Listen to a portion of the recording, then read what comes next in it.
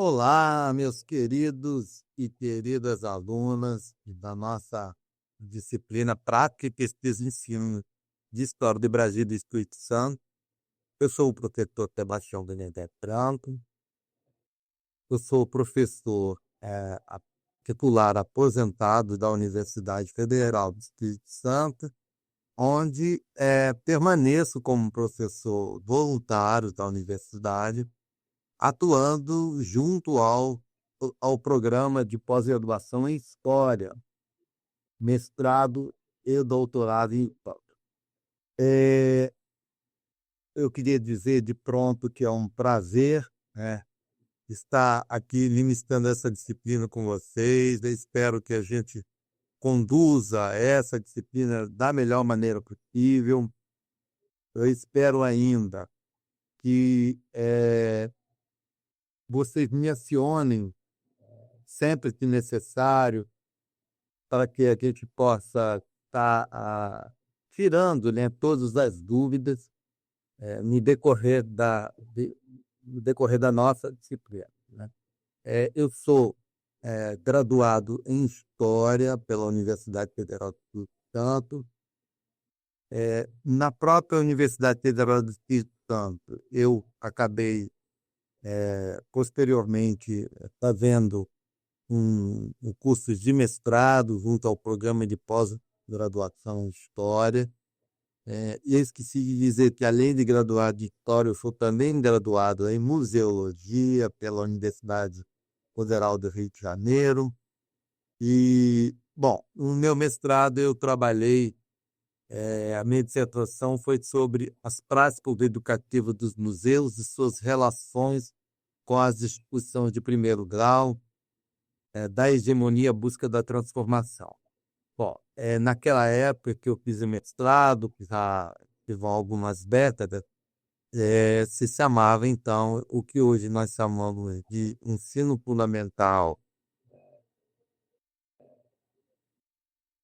Naquela época se chamava ensino de primeiro grau. Posteriormente, eu fiz o meu doutorado em História junto à Universidade de São Paulo, a USP, onde defendi a tese A Escolarização e Espaço, já estou até esquecendo o termo, né? A Escolarização e Espaços Sociais para a Mulher na Primeira República. Eu discuto, basicamente, a questão de como a escolarização possibilitou uma ampliação de espaços sociais para a mulher, uma vez que a escolarização permitiu às mulheres adentrar no mundo público enquanto uma profissional, porque passou a ser professora, e também ocupar alguns postos de trabalho. Bom, posteriormente eu fiz meu pós-doutorado na UERJ, na Universidade Estadual do Rio de Janeiro, onde eu, a história, né, onde eu desenvolvi uma pesquisa sobre um surto epidêmico que ocorreu no Brasil entre 1855 e 1856, o surto de cólera. Esse surto ele se espalhou por todo o país, e na época teria matado cerca de 200 mil pessoas. Só no Espírito Santo foram 1.700 mortos, para uma população que na época girava em torno de 50 mil habitantes. Então, 1.700 mortos era um número bastante elevado, né? Então, e que cessou imprevisto a produção de um híbrido chamado o terribilíssimo mal do Oriente, porque essa doença era chamada também por essa denominação, o terribilíssimo mal do Oriente. Bom, eu atuei junto à universidade de 1980, quando lá ingressei como professor, e lá permaneci até o ano de 2017, quando me aposentei na condição de professor titular.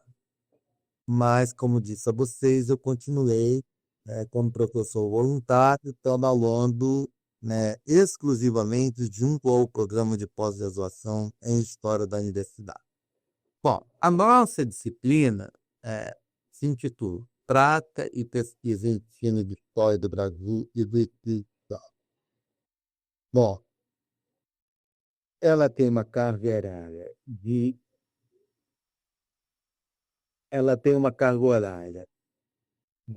105 horas, sendo a parte teórica e uma parte prática.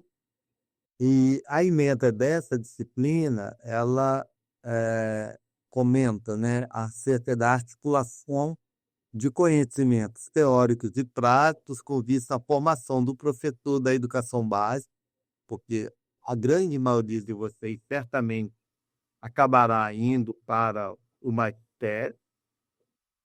Bom, a ementa também prevê um desenvolvimento de práticas de ensino, aprendizagem nas habilidades de produção crítica e transmissão do conhecimento histórico no contexto dos períodos e temas da história do Brasil e do Espírito Santo.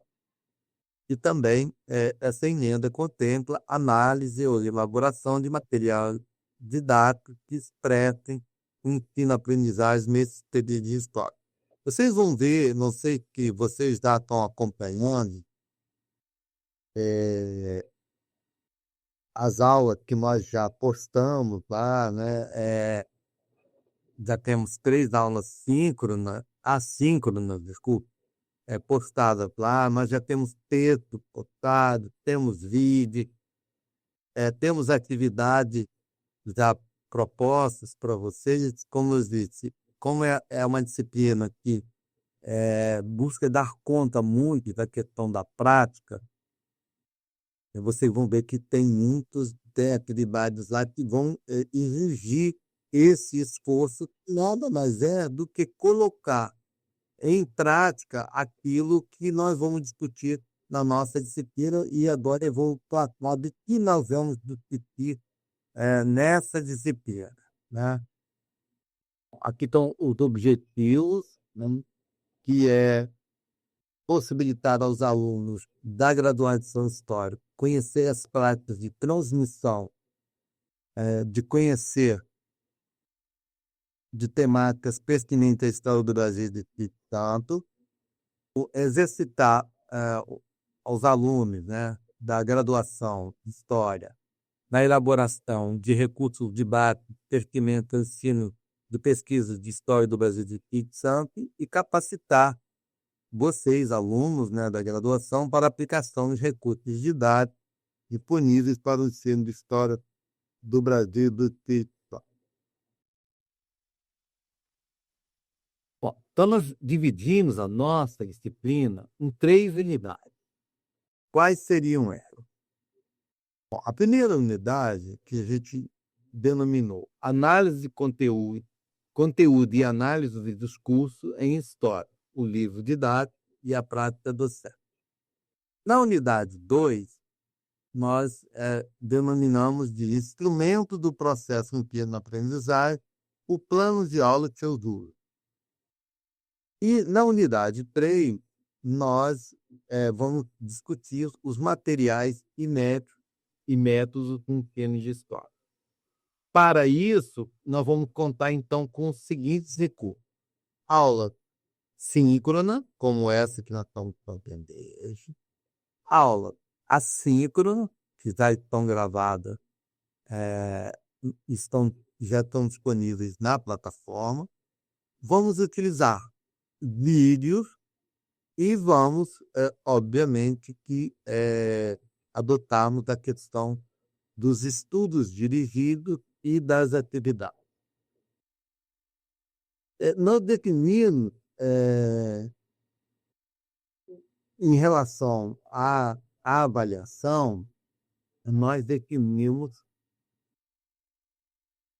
que nós vamos fazer da seguinte maneira: a unidade 1, né, são 10 pontos, a unidade 2 vale 20 pontos, a unidade 3 vale 10 pontos, Para cada unidade dessa, nós vamos trabalhar com um estudo dirigido. Então, esses estudos dirigidos valerão 40 créditos. Nós vamos ainda fazer 2 atividades interdisciplinar. Que TI é uma atividade que, por exemplo, eu e o professor André Luiz Lima Nogueira, que está dando História da América Portuguesa, nós vamos fazer uma atividade em conjunto. Nós vamos, vocês vão fazer essa atividade de responder para o professor André, mesma resposta que vocês deram dessa atividade para o professor André, vocês vão botar para a minha disciplina. Essa atividade, ela vai valer 20 pontos. Mas essa atividade já está postada lá na plataforma. Nós vamos fazer ainda uma outra atividade interdisciplinar com a professora Patrícia Mello. A professora Patrícia Mello, ela ministra a disciplina de História Moderna, e não me falha a memória. Essa atividade vocês também postarão para a professora Patrícia e postarão também para a nossa disciplina. Essa atividade também valerá 20 pontos. Essa atividade, eu e a professora Patrícia ainda não fechamos. A princípio, nós estamos pensando em bolarmos, né, uma atividade que seria um quadro sinóptico. Mas a gente ainda não fechou totalmente essa questão. Mas eu diria praticamente que está fechado. Bom, para fazer essa atividade, vocês vão ter que, então, trabalhar os conteúdos que estão presentes na disciplina que eu me meto com um conteúdo que a professora Patrícia ministra. Assim como a atividade que é elaborar um plano de aula. Vocês vão elaborar um plano de aula a partir dos elementos que nós vamos discutir na nossa disciplina, elaborando um plano de aula de um conteúdo da disciplina do professor André. Bom, e também faremos uma prova que valerá 20 pontos. Ou seja, somando tudo, 40 dos estudos dirigidos, 20 da atividade com a professora Patrícia, 20 da atividade com o professor André, já totaliza 80, e mais 20 pontos da prova. Bom, aqui está a bibliografia básica e também a bibliografia complementar, né, que estão disponíveis para vocês também poderem fazer as leituras logo dentro. Aqui está a bibliografia complementar. Todos esses textos, como eu disse, estarão disponíveis para você. Tá? Bom, agora falando especificamente dos conceitos. Eu estou fazendo um preâmbulo aqui e, posteriormente, eu vou abrir a nossa na aula de hoje, né, o microfone para cada um de vocês poderem fazer perguntas que desejarem. Estou tentando amarrar aqui para que vocês tenham uma compreensão do que será a nossa disciplina. Eu não vou ficar lendo aqui a bibliografia, porque está lá postado, vocês podem ver a hora que você desejar. Eu acho que ficaria bastante cansativo, né, e chato ficar fazendo a leitura da bibliografia, seja ela complementar, seja ela a bibliografia básica. Bom, então vamos para as nossas unidades. Eu falei que a nossa disciplina abarcará 3 unidades. Né? Qual é a primeira unidade? a primeira unidade é o livro didático. Então, o que é um livro didático? Como surgiu essa ideia de se ter livro didático? Quando isso começou a vigorar no Brasil? Quais foram as transformações que esse livro didático sofreu ao longo da nossa história? Obviamente que, para falarmos do livro didático, nós vamos comentar sobre a criação do PNLD, que é o Programa Nacional do Livro Didático, e aí eu queria fazer até um comercial aqui com vocês, porque não sei se você conhece o Plano Nacional do Livro Didático.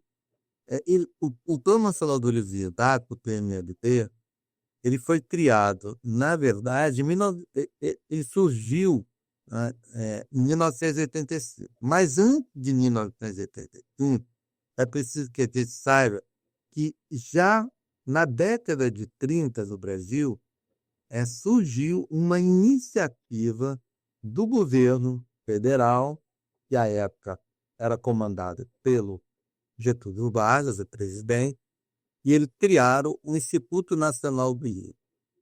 E depois foi se aprimorando, em 38 sofreu alterações, em 45 novas alterações, e isso, esse instituto, ele lidava basicamente com livros escolares. Bom, em 85, né, foi criado uma outra vertente que vai dar conta do livro didático, que foi o Plano Nacional de Livro Didático, PNLD, o programa, né? Desculpa. Bom, então surgiu em 1985, né? Que é uma política pública de Estado destinada a garantir de forma gratuita o acesso ao livro didático aos estudantes da educação básica. Bom, então, em 85, esse programa ele dava conta de distribuir os livros. Em 96, ele sofre uma reformulação. Agora, não é mais só a distribuição do livro, mas em 96, o programa ele passa a se encarregar do planejamento, da compra e da distribuição gratuita do livro para os alunos, obviamente, da escola pública, né? Com isso, então, o governo cria um mecanismo de avaliação desses livros. Como é que é a avaliação desses livros? Por isso que eu trouxe esse livro aqui. Esse é um livro que eu produzi juntamente com a professora, nossa saudosa colega, que infelizmente não está mais entre nós, a professora Regina Rodrigues. Esse é um livro de história do Espírito Santo, que à época eram utilizados para turmas do quinto ano do ensino fundamental, né? Bom, esse livro, então, nós criamos esse livro, fizemos esse livro, apresentamos ao Programa Nacional de Livro Didático, que avaliou esse livro, ele merecia ser aprovado ou não. Se esse livro receber a credenciais que ele pode ser, que ele foi aprovado, ele então pode ser distribuído para as escolas da rede pública. Mas como alguns de vocês são professores dessa cadeia, não basta que o livro seja aprovado pelo PNLD, é preciso que os professores das escolas queiram, leiam o livro e queiram adotá-lo na escola. É só assim que o governo compra para distribuir. Bom, então na nossa disciplina nós vamos falar sobre essa trajetória do livro didático, né? Sobre o Programa Nacional do Livro Didático, mas vamos também falar do livro enquanto um desafio para nós, professores, né? O que desejamos com o livro didático, né? Como vamos trabalhar com o livro didático? Quais são os percalços do uso do livro didático. O livro didático ele tem que ser adotado igualmente para todas as turmas, para todas as escolas, né? Então, nós vamos discutir muito essa questão em relação ao livro didático, né? Como nós, professores, devemos problematizar, né, o livro didático, né? Como nós podemos avaliar que um livro didático ele utiliza uma narrativa linear e descritiva? Quais são as, vamos dizer assim, as fragilidades que o livro didático que nós estamos adotando contém? O que queremos explorar? Quais aspectos queremos explorar com nossos alunos que o livro didático que nós adotamos não consegue dar conta? Em todas essas questões, nós vamos, então, trabalhar acerca do conhecimento sobre o livro didático. Bom, nós não podemos perder de vista, né, como a gente fala lá nas nossas aulas, na aula 5, né, gradada, que o livro didático quase sempre é o único recurso educativo que nós, professores, dispomos para trabalhar com os nossos alunos. Então, é preciso que a gente saiba, então, quais são os pontos positivos e pontos negativos, como explorar um livro didático. Bom, a unidade 2, nós vamos tratar dos instrumentos do processo ensino-aprendizagem, o plano de aula e os seus usos. Qualquer professor sabe que nós não podemos dar aula sem tem termos, né? Não vamos ser um plano de ensino e não elaborarmos para cada aula um plano de aula. O plano de ensino é aquilo que vai dar conta de toda a disciplina que nós vamos tratar ao longo do ano. O plano de aula é aquilo que nós vamos trabalhar a cada aula que nós vamos ministrar. Tá? Então, como se elabora um plano de aula? Como se elabora um plano de ensino? Que recursos didáticos podemos trabalhar ao elaborarmos, por exemplo, o nosso plano de aula? Né? O que deve conter um plano de ensino? O que deve conter um plano de aula? Tudo isso, né, tem que estar posto quando nós pensamos, né, ou quando nós assumimos em uma disciplina. Né? Bom, uma outra questão que nós vamos trabalhar, né, é acerca de recursos didáticos em sala de aula.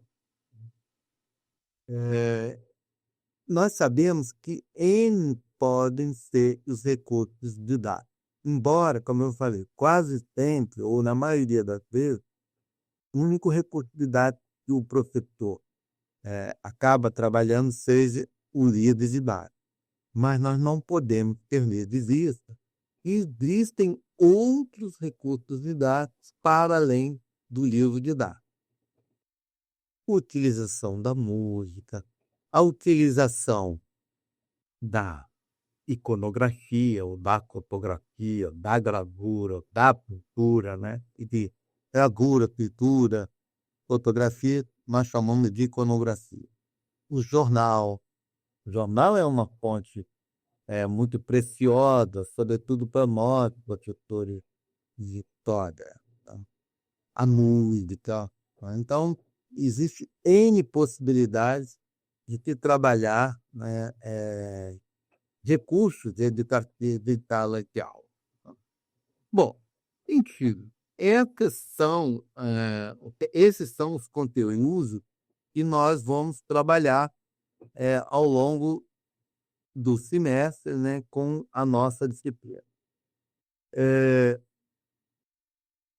Para além daquilo, como eu disse, da nossa aula síncrona, nas aulas assíncronas, nós, como eu já falei anteriormente, disponibilizamos textos, capítulos de livros, né, artigos, disponibilizamos vídeos para que vocês, então, possam complementar aquilo que nós estamos trabalhando, né, nos conteúdos que nós escolhemos para essa disciplina. Obviamente que essas aulas assíncronas são gravadas, elas não conseguem dar conta de toda uma temática sobre o livro didático, uma aula que tem 20 minutos de duração. Portanto, o texto, outros vídeos, eles vêm no intuito de complementar aquilo que nós, professores, estamos tratando com você. Bom, para que a disciplina possa ser exitosa, vai depender muito do engajamento de vocês e das demandas que vocês fizerem aos tutores presenciais, aos tutores online e a mim, protetor da disciplina. Então, eu gostaria muito que vocês usassem e abusassem do recurso de ir à plataforma e me demandassem para tirar dúvidas, para esclarecimento, para complementar aquilo que não foi possível dar conta nos textos, nas aulas, nos vídeos que estão disponibilizados, porque acho que assim há uma melhora substancial da aprendizagem em relação ao conteúdo da nossa disciplina. Eu até hoje mesmo mandei no e-mail para... eu vou repetir, o Paulo está perguntando,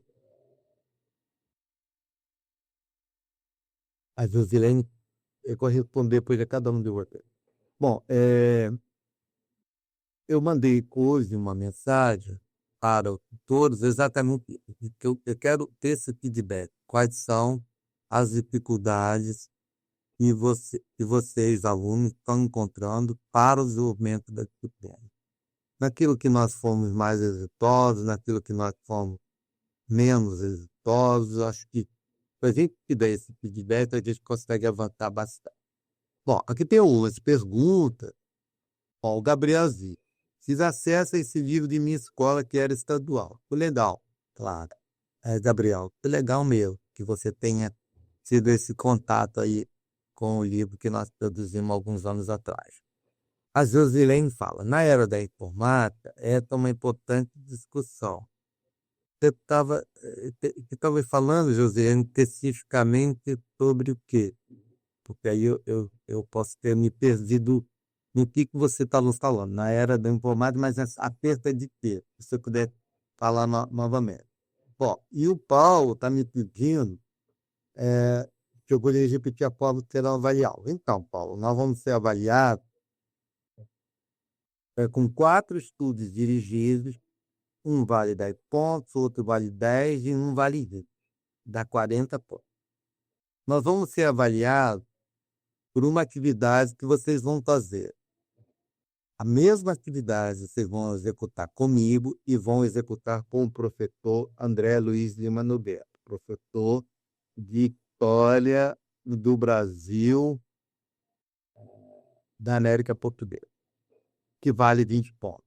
Isso é o que nós bolamos, eu e ele. Nós bolamos, vocês têm que fazer um plano de aula sobre um conteúdo de História do Brasil, né, que aí vocês pegam. Esse conteúdo, como é que elabora um plano de aula? Eu tenho na minha pequena. Aí o conteúdo tem na disciplina dele, tá? Vale 20 pontos. E nós vamos fazer ainda uma atividade juntamente com a professora Patrícia. Então, a minha disciplina e a disciplina da professora Patrícia, que é História moderna, você também vão fazer uma atividade, que é um quadro novo. Então, sempre mesclando os conteúdos da minha disciplina com os conteúdos de uma outra disciplina. Vocês possam, na plataforma, lá na disciplina da professora Patrícia, lá na disciplina do professor André, e a mesma atividade que vocês possam lá, vocês possam também na minha disciplina. E tu vai valer também mais 20 pontos. Então, ó, 20 pontos com a professora Patrícia, 20 pontos com o professor André, 40 pontos dos estudos dirigidos só da minha disciplina e uma prova valendo 20 pontos. Tomando, então, um ponto. Aí. Bom, estou aberto aí para vocês perguntar aquilo que vocês desejarem. Leonardo, você consegue dizer quantos alunos eu tenho aqui, que eu não consigo ver essa informação, eu gostaria de ter essa informação. Bom, o Gabriel me faz a pergunta, professor, na sua perspectiva, qual o maior desafio hoje na utilização do livro de dados? Olha só, Gabriel, vários são os desafios, como eu falei. Mas acho que talvez o maior desafio é que muitas das vezes os livros de dados, eles têm como uma característica. Ah, que legal, tem 64 alunos. Que bom, né? Bom, boa participação. E 65, melhor ainda, né? Que é melhor do que 74. Então, eu acho que talvez a maior dificuldade de trabalhar com identidade é a questão de qual é a narrativa que o livro didático traz. Por exemplo, é uma narrativa somente linear e descritiva? Como que esse livro didático trata alguns conteúdos? Por exemplo, como que o livro didático trata, por exemplo, quando está falando de escravidão no Brasil, como esse livro trata a temática da escravidão, por exemplo. Como, por exemplo, os negros escravizados são evidenciados por esse livro. Então, talvez isso seja essencial para que nós, professores, possamos, então, preencher essas lacunas que o livro didático trata. Então, eu não vou conseguir nunca um livro didático que atenda todas as necessidades do professor. Ele pode ficar sempre a dever em alguma coisa. Então, cabe a nós, professores, conhecermos os conteúdos e verificarmos. Olha, este aspecto, por exemplo, os aspectos formativos. O livro pode falar de escravidão. Olha, vieram tantos escravizados pelo Brasil, né? A população escravizada que chegou até tantos milhões de pessoas. Né? Eu posso falar como eram essas viagens, né?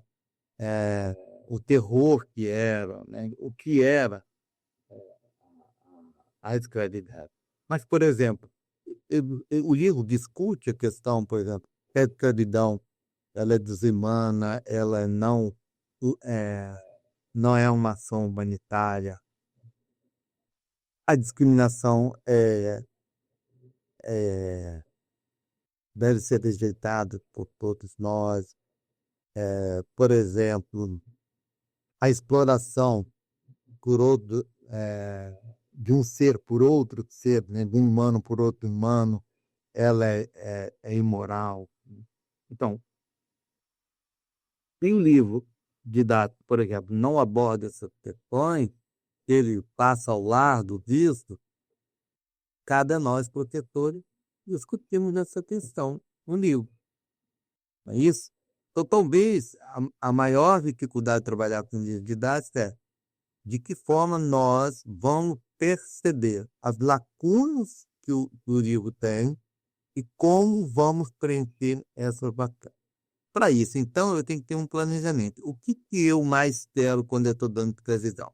É que ele saiba todos os números, toda a escravidão, sabe de onde vieram, para onde vieram, ou eu quero explorar outros aspectos da escravidão.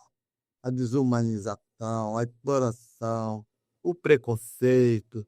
Então, esse talvez seja mesmo o desafio nós, professores, verificarmos naquilo que o livro tem falha, como nós podemos corrigir em sala de aula, né.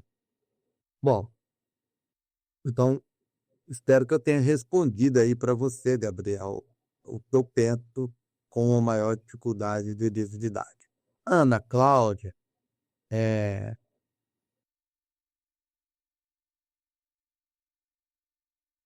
então, a Ana Cláudia fala porque existe movimento no estado de São Paulo de não entregar mais mídia de dados e para os alunos, somente em meios digitais, por conta do avanço da tecnologia. Quer dizer, acho uma tragédia, né?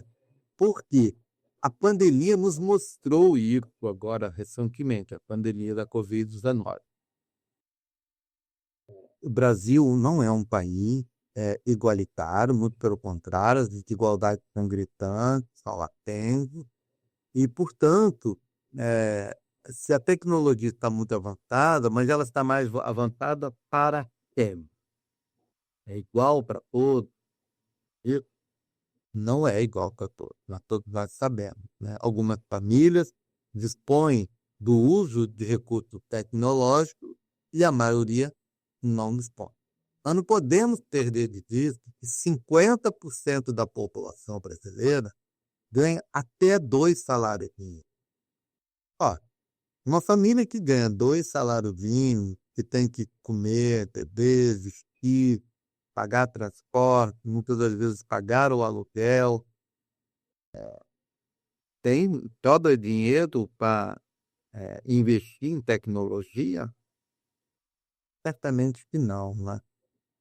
Nós estamos pagando um preço muito alto de função da pandemia da Covid-19, porque todo o nosso ensino acabou tendo que ser realizado remotamente, e é óbvio que não podia ser diferente, porque senão o número de mortes seria muito maior do que já foi, né? Mas não podemos perder de vista que nós tivemos 700 e tantos mil mortes no Brasil, proporcionalmente com o país onde mais morreu gente, comparativamente com a população local. E nós vimos então que com uma tragédia, né? Eu não estou dizendo com isso que não tivesse que ter implementado o ensino remoto.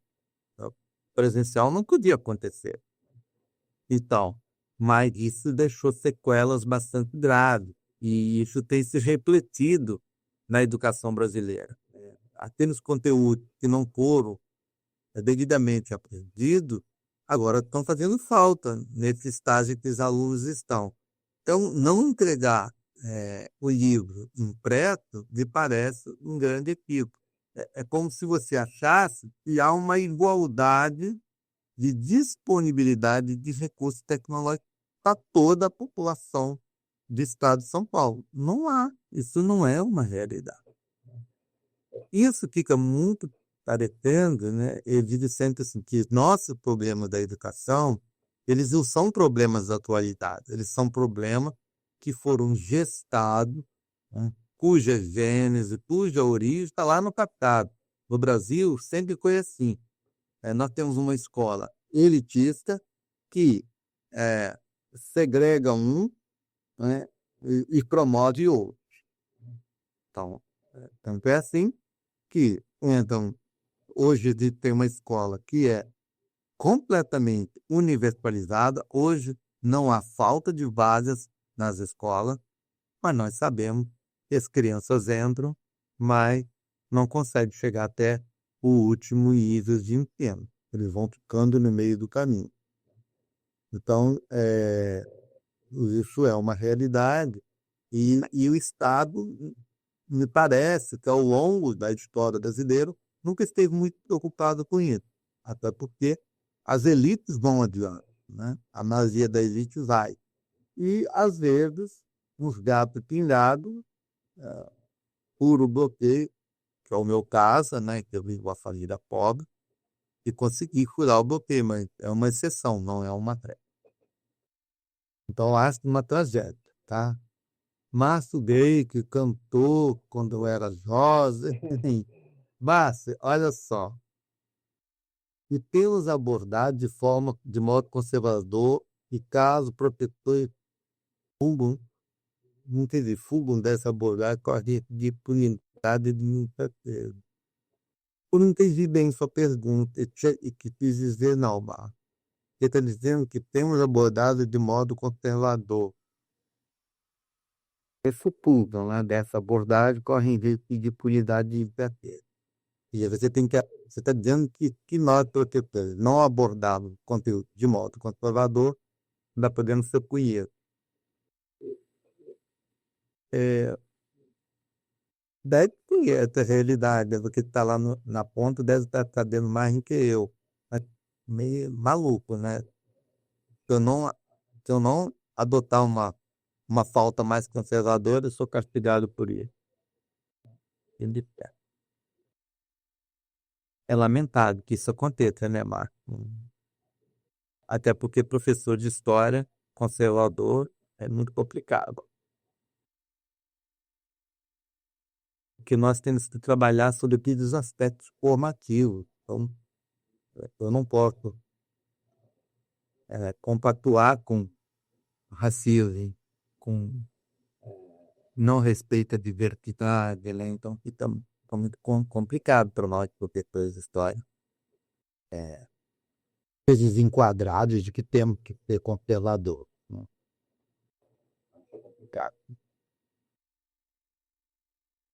Ah, em São Paulo e Minas Gerais, né? É que lá está proliferando as chamadas escolas cívico-militares, né?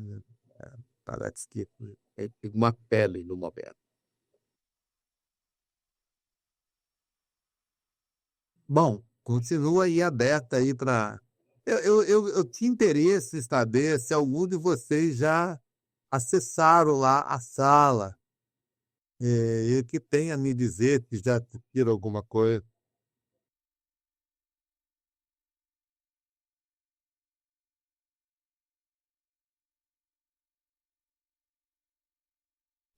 Eu acredito, Rosiane, que o, o ensino fundamental um que são primeiritanos, né? Primeiro, segundo, terceiro, quarto, realmente, eu acredito que não sejam professores de história que ministram essa disciplina. Essa disciplina. E que, portanto, é, talvez fique meio capena, né? Não tenha esse olhar que nós, a nossa formação para nos transformar em protetores, recebemos durante o curso de graduação que a gente faz, né? Acredito que seja uma realidade. O conteúdo deve ser transmitido de uma forma. É porque também, olha só, quando você é um especialista na temática, fica mais fácil para você, porque você tem toda uma formação acadêmica que te prepara para isso. Que não é o caso, me parece, desses protetores que não são graduados em história.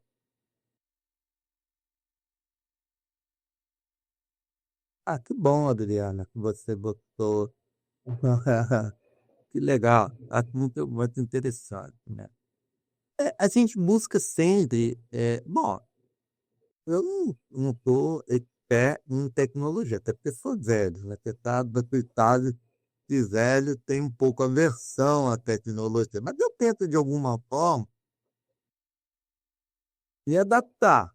Não que eu vou ser não vou dominar a tecnologia como meus filhos dominam, mas a gente busca sim, até porque você tem que acompanhar, né? Não dá para que eu fique, é, como eu dava aula há 20 anos atrás, eles acabam mudando, né? Há 20 anos atrás, uma aula de 20 minutos, a gente fecharia que era impraticável. No caso aqui, elas não podem ter uma hora de aula seguida, né?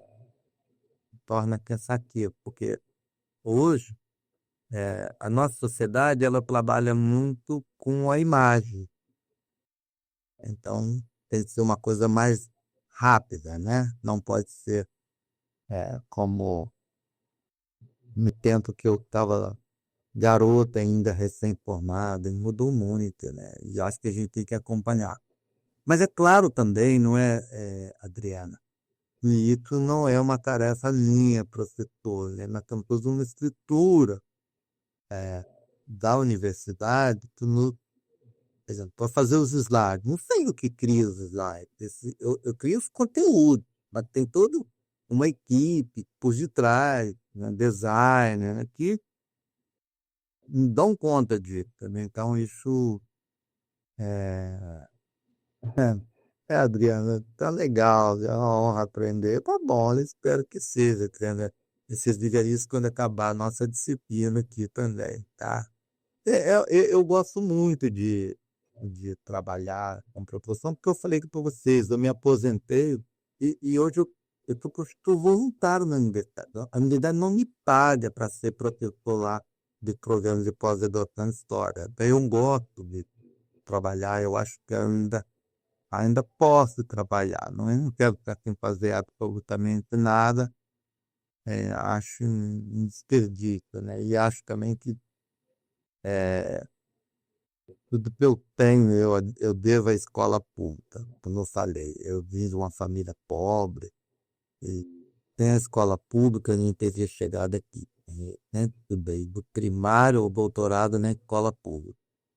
E eu tenho, assim, uma afeição, uma gratidão com a universidade, porque a universidade foi tudo para mim, né, na minha vida, né? Então, eu pude estudar, eu pude ser professor, eu pude ganhar meu salário para poder criar meus filhos, constituir a minha família, então, mesmo dizer de sempre ainda devedor à universidade, né, não só a universidade, a escola pública, né, porque se eu não tivesse escola pública para fazer que da minha época era o primário, o ginásio, sempre não estaria aqui falando com você. Pois é, então, Briana, acho que aproveitar então esse velho professor aqui e extrair dele o que vocês puderem extrair, eu acho que isso é muito legal. Eu sinto muita falta, às vezes, de não ter demandado por bom, mas pô, também estou em Deus, né? Tá aqui, tá na universidade, né? Eu, eu encho a pouco que eu falo, eu sou o professor da universidade, né? E eu acho a universidade é uma coisa muito, muito legal. Nossa, é muito boa, né? E acho que a gente tem que. Eu posso falar mal da universidade, mas eu não deixo ninguém falar mal. Se falar mal, eu entro em cena e vou combater, né? Acho que como, como tudo tem, às vezes, falhas, às vezes erros, às vezes equívocos, mas não podemos esquecer o tanto que ela contribui, não é? É isso aí, né? Matéria, é declaração de amor mesmo, porque eu não sei fazer outra coisa, só sei fazer isso na vida, porque dar aula, estudar, escrevendo os artigos, livro. Se você tiver conhecer um pouco a minha profissão, desde lá, no Lattes, eu botei o Lattes aí para você. Mas eu sempre brinco, a gente é bem remunerado na universidade para fazer tudo isso. Então vale a pena também. Bom, mais perguntas vocês têm para me fazer?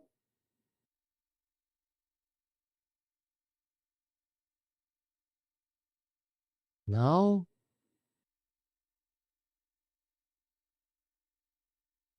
Olha, então, gente, se não tiver mais perguntas, a gente para por aqui, tá?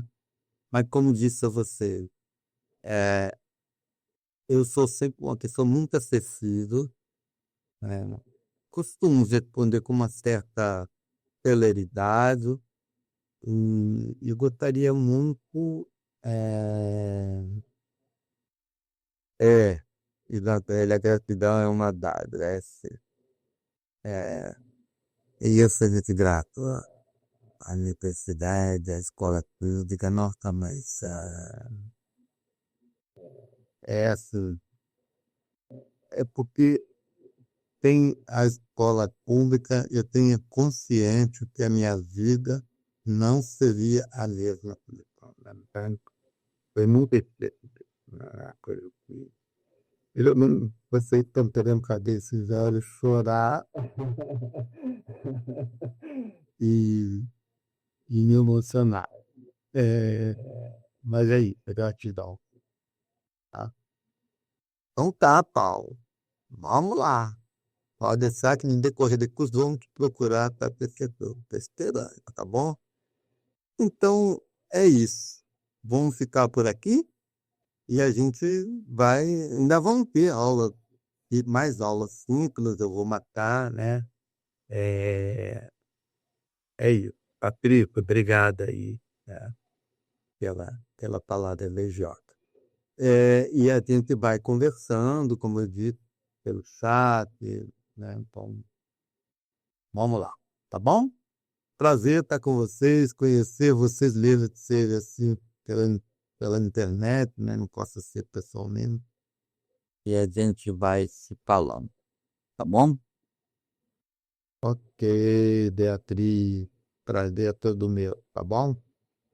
Então, podemos encerrar por hoje? Ó, nós estamos com 52 minutos, e era mais ou menos o que a gente tinha previsto, ok? Leonardo, a ausência ficou a mesma, em torno de 60 e poucos alunos? Aí? Então tá, bye bye para todos vocês. Fique com Deus. Até a próxima. Boa noite.